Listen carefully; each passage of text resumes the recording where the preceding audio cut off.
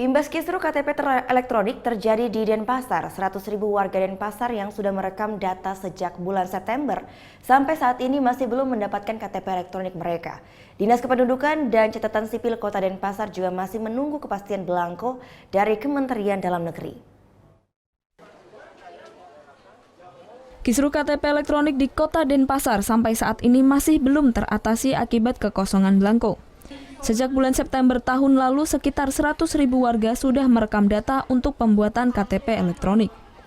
Namun sampai hari ini warga belum bisa mendapatkan KTP elektronik mereka. Ya biar cepat aja di ini kok sering kosong dulu. Kan kita perlu juga waktu biar sekalian langsung masuk langsung udah dapat KTP gitu banyak warga.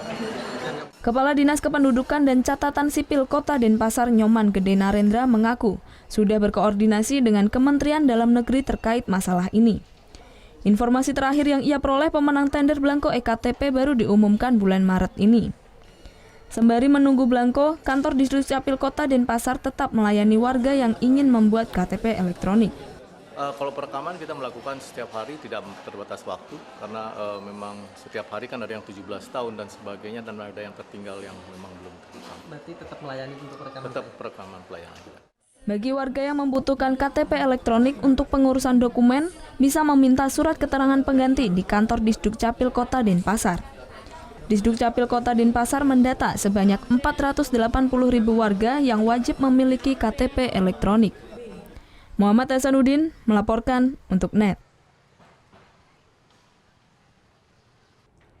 Thank you. Udah selesai nonton beritanya?